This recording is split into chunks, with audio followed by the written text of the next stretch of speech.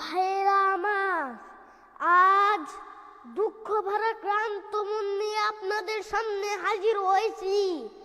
আপনারা সবই জানেন এবং বুঝেন, আমরা আমাদের জীবন দিয়ে চেষ্টা করেছি, কিন্তু দুঃখের বিষয় আজ ঢাকা,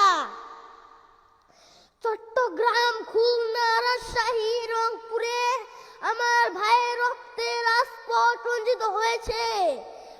আজ বাংলার মানুষ মুক্তি চায়, বাংলার মানুষ বাঁচতে চায়, বাংলার মানুষ তার অধিকার চায়। কি অন্যায় করেছিলাম? নির্বাচনের পরে বাংলাদেশের মানুষ সম্পূর্ণভাবে আমাকে ও আওয়ামী লীগকে ভোট দেন।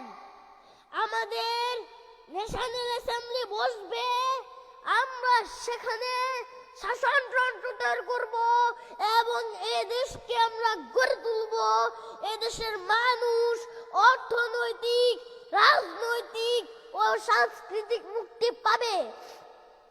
কিন্তু দুঃখের বিষয়, আজ দুঃখের সঙ্গে বলতে হয়, 23 বছরের করুণ ইতিহাস, বাংলার অত্যাচারের, বাংলার মানুষের রক্তের ইতিহাস, 23 বছরের ইতিহাস, নরনারীর আর্তনাদের ইতিহাস, বাংলার ইতিহাস, এদেশের মানুষের রক্ত দিয়ে রাজপথ রঞ্জিত করার ইতিহাস।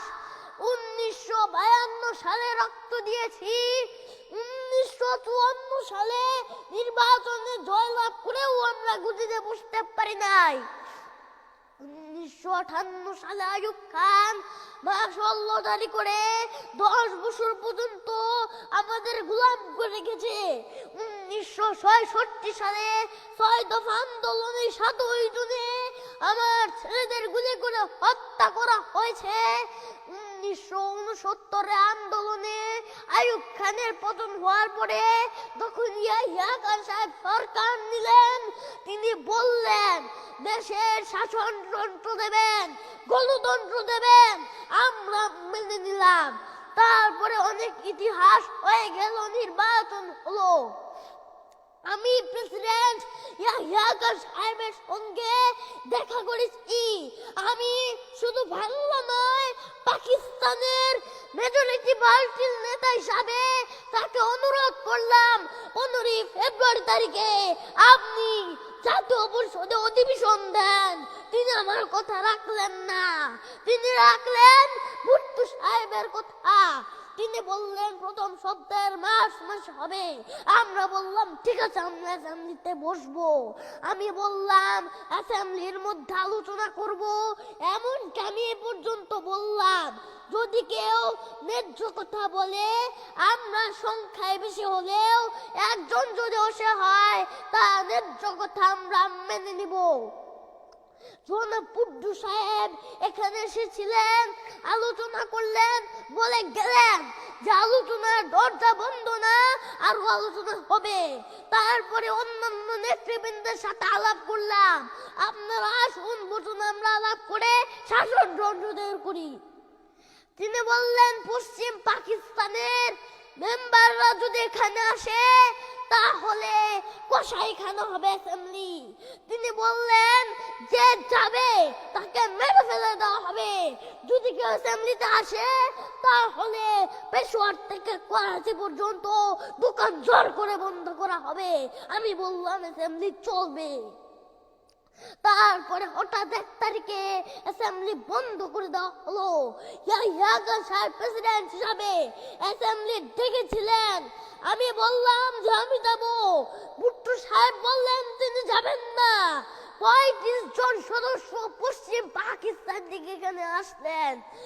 তারপরে হঠাৎ বন্ধ করে দেওয়া হলো। দোষ দেওয়া হলো বাংলার মানুষকে, দোষ দেওয়া হলো আমাকে। বন্ধ করে দেওয়ার পরে দেশের মানুষ প্রতিবাদ মুখর হয়ে উঠলো। আমি বললাম শান্তিপূর্ণভাবে আপনারা হরতাল পালন করেন। আমি বললাম আপনারা কোয়াল কারখানা সবকিছু বন্ধ করে দেন। জনগণ সাড়া দিল, আপন ইচ্ছায় জনগণ রাস্তায় বেরিয়ে পড়ল। তারা শান্তিপূর্ণভাবে সংগ্রাম চালিয়ে যাওয়ার জন্য স্থির প্রতিজ্ঞাবদ্ধ হলো। কি পেলাম আমরা? আমার পয়সা দিয়ে অস্ত্র কিনেছি শত্রুর আক্রমণ থেকে দেশকে রক্ষা করার জন্য, আর সেই অস্ত্রের ব্যবহার হচ্ছে আমার দেশের গরিব দুঃখী নিরস্ত্র মানুষের বিরুদ্ধে। তার বুকের পর হচ্ছে গুলি। আমরা পাকিস্তানি সংখ্যাগুরু, আমরা বাঙালিরা যখনই ক্ষমতায় যাওয়ার চেষ্টা করেছি তখনই তা আমাদের উপর ঝাঁপিয়ে পড়েছেন। টেলিফোনে আমার সঙ্গে তার কথা হয়। তাকে আমি বলেছিলাম, জেনারেল ইয়াহিয়া খান সাহেব, আপনি পাকিস্তানের প্রেসিডেন্ট, দেখে যান কিভাবে আমার গরিবের উপরে, আমার বাংলার মানুষের বুকের উপরে গুলি করা হয়েছে, কি করে আমার মায়ের কুল খালি করা হয়েছে, কি করে মানুষকে হত্যা করা হয়েছে। আপনি আসুন, দেখুন, বিচার করুন। তিনি বললেন, আমি তাকে স্বীকার করেছি যে 10 তারিখে রাউন্ড টেবিল কনফারেন্স হবে। আমি তো অনেক আগে বলেছি কিসের আসছি, কার সঙ্গে বসবো, যারা আমার মানুষের বুকে রক্ত নিয়েছে তাদের সঙ্গে বসবো। হঠাৎ আমার সঙ্গে পরামর্শ না করে 5 ঘন্টা গোপনে বৈঠক করে যে বক্তৃতা তিনি করেছেন সমস্ত দোষ তিনি আমার উপরে দিয়েছেন, বাংলার মানুষের উপরে দিয়েছেন। ভাইরা আমার, 25 তারিখে সামনে কল করছে, রক্তের দাগ শুকায় নাই। আমি 10 তারিখে বলে দিয়েছি যে ওই শহীদের রক্তের উপর ফালা দিয়ে আইজিতে মুজিবুর রহমান যোগদান করতে পারে না। অ্যাসেম্বলি কল করেছেন, আমার দাবি মানতে হবে। প্রথম, সামরিক আইন মাসল উদ্র করতে হবে। সমস্ত সামরিক বাহিনীর লোকদের বেলাকে ফেরত নিতে হবে। যেভাবে হত্যা করা হয়েছে তার তদন্ত করতে হবে। আর জনগণের প্রতিনিধির কাছে ক্ষমতা হস্তান্তর করতে হবে। তারপরে বিবেচনা করে দেখব আমরা অ্যাসেম্বলিতে বসতে পারবো কি পারবো না। এর পূর্বে অ্যাসেম্বলিতে বসতে আমরা পারি না। আমি প্রধানমন্ত্রী তো চাই না, আমরা এই দেশের মানুষের অধিকার চাই। আমি পরিষ্কার অক্ষরে বলে দেবার চাই যে আজ থেকে এই বাংলাদেশের কোর্ট কাছারি, আদালত, ফৌজদারি, শিক্ষা প্রতিষ্ঠান অনেক গ্রীষ্মকালের জন্য বন্ধ থাকবে।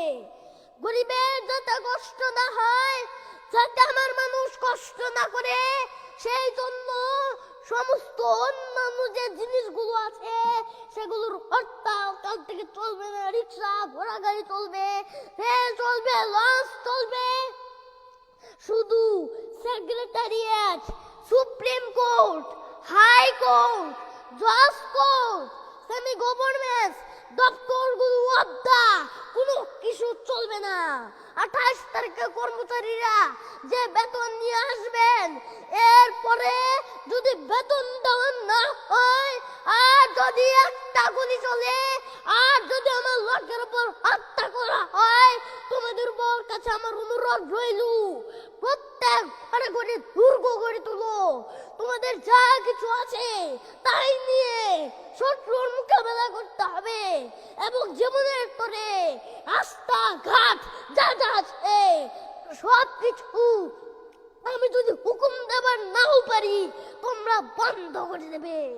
আমরা ভাতে মারবো, আমরা পানিতে মারবো, তোমরা আমার ভাই, তোমরা বেড়ে থাকো, কেউ তোমাদের কিছু বলবে না। কিন্তু আর আমার বুকের উপর গুলি চালানোর চেষ্টা করো না। 7 কোটি মানুষকে দাবায় রাখতে পারবে না।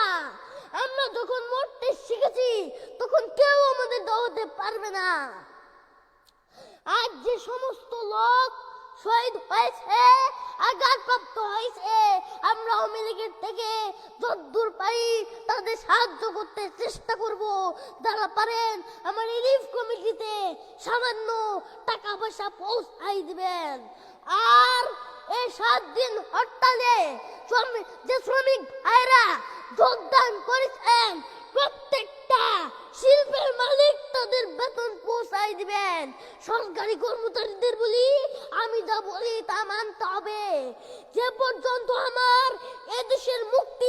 হবে, খাজনা ট্যাক্স বন্ধ করে দেওয়া হলো, কেউ দেবে না। শুনেন, মনে রাখবেন, শত্রু বাহিনী ঢুকেছে, নিজেদের মধ্যে আত্মকলহ সৃষ্টি করবে, লুটতরাজ করবে। এই বাংলায় হিন্দু মুসলমান, বাঙালি নন বাঙালি যারা আছেন তারা আমাদের ভাই, তাদের রক্ষার দায়িত্ব আপনাদের উপরে, আমাদের যেন বদনাম না হয়। মনে রাখবেন, রেডিও টেলিভিশনের কর্মচারীরা যদি রেডিওতে আমাদের কথা না শুনে, তাহলে কোনো বাঙালি রেডিও স্টেশনে যাবেন না। যদি টেলিভিশন আমাদের নিউজ না দেয়, কোনো বাঙালি টেলিভিশনে যাবেন না। 2 ঘন্টা ব্যাংক খোলা থাকবে, যাতে মানুষ তাদের মাইনাপত্র নেবার পারে, কিন্তু পূর্ব বাংলা থেকে পশ্চিম পাকিস্তানে 1 পয়সাও চালান করতে পারবে না। টেলিফোন টেলিগ্রাম আমাদের এই পূর্ব বাংলায় চলবে, এবং বিদেশের সঙ্গে বাংলাদেশের নিউজ বাইরে পাঠানো চলবে। কিন্তু যদি এদেশের মানুষকে খতম করার চেষ্টা করা হয়, বাঙালিরা বুঝে শুনে কাজ করবেন। প্রত্যেক গ্রামে, প্রত্যেক মহল্লায় আওয়ামী লীগের নেতৃত্বে সংগ্রাম পরিষদ গড়ে তুলো, এবং তোমাদের যা কিছু আছে তাই নিয়ে প্রস্তুত থাকো। মনে রাখবা, রক্ত যখন দিয়েছি, রক্ত আরো দিব, তবু দেশের মানুষকে মুক্ত করে ছাড়বো ইনশাআল্লাহ। এবারের সংগ্রাম আমাদের মুক্তির সংগ্রাম, এবারের সংগ্রাম স্বাধীনতার সংগ্রাম। জয় বাংলা।